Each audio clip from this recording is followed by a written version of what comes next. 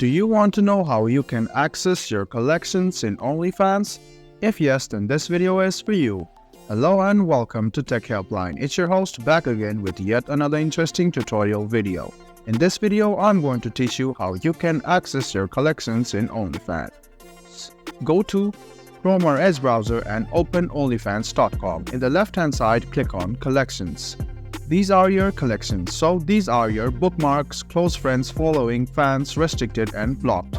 You can go ahead and remove the bookmarks by clicking on the three lines here and then click Add to or Remove.